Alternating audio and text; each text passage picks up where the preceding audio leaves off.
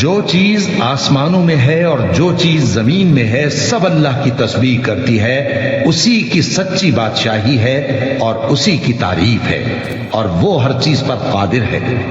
وہی تو ہے جس نے تم کو پیدا کیا، پھر کوئی تم میں کافر ہے اور کوئی مومن، اور جو کچھ تم کرتے ہو اللہ اس کو دیکھتا ہے۔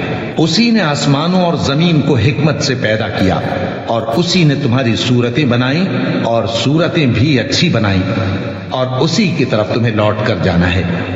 جو کچھ آسمانوں اور زمین میں ہے وہ سب جانتا ہے، اور جو کچھ تم چھپا کر کرتے ہو اور جو کھلم کھلا کرتے ہو اس سے بھی آگاہ ہے، اور اللہ دلوں کے بھیدوں تک سے واقف ہے۔ کیا تم کو ان لوگوں کے حال کی خبر نہیں پہنچی جو پہلے کافر ہوئے تھے؟ تو انہوں نے اپنی کرتوت کی سزا کا مزہ چکھ لیا، اور ابھی دکھ دینے والا عذاب اور ہونا ہے۔ یہ اس لیے کہ ان کے پاس پیغمبر کھلی نشانیاں لے کر آتے تو وہ کہتے کہ کیا ایک آدمی ہمیں ہدایت کرے گا؟ تو انہوں نے ان کو نہ مانا اور منہ پھیر لیا، اور اللہ بھی بے نیاز ہو گیا، اور اللہ بے نیاز ہے، لائق حمد و ثنا ہے۔ جو لوگ کافر ہیں ان کا اعتقاد ہے کہ وہ دوبارہ ہرگز نہیں اٹھائے جائیں گے۔ کہہ دو کیوں نہیں؟ میرے پروردگار کی قسم تم ضرور اٹھائے جاؤ گے، پھر جو کام تم کرتے رہے ہو وہ تمہیں بتائے جائیں گے، اور یہ بات اللہ کو آسان ہے۔ تو اللہ پر اور اس کے رسول صلی اللہ علیہ وآلہ وسلم پر اور اس نور یعنی قرآن پر جو ہم نے نازل فرمایا ہے ایمان لاؤ، اور اللہ تمہارے سب اعمال سے خبردار ہے۔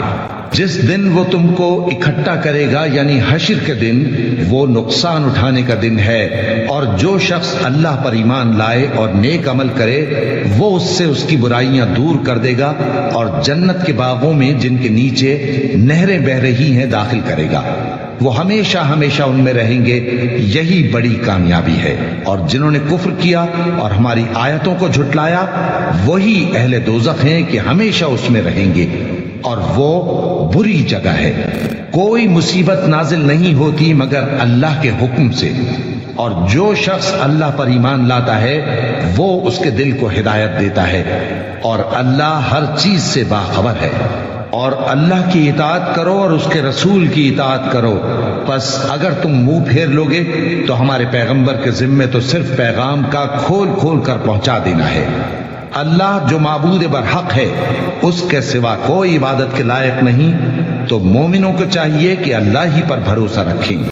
مومنوں، تمہاری بیویوں اور اولاد میں سے بعض تمہارے دشمن بھی ہیں، سو ان سے بچتے رہو، اور اگر معاف کر دو اور درگزر کرو اور بخش دو تو اللہ بھی بخشنے والا ہے، مہربان ہے۔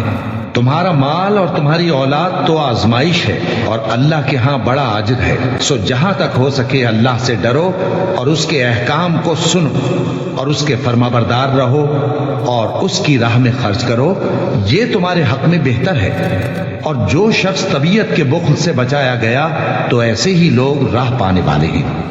اگر تم اللہ کو نیک نیتی سے قرض دو گے تو وہ تم کو اس کا کئی گنا دے گا اور تمہارے گناہ بھی معاف کر دے گا، اور اللہ قدر شناس ہے، بردبار ہے، پوشیدہ اور ظاہر کا جاننے والا ہے، غالب ہے، حکمت والا ہے۔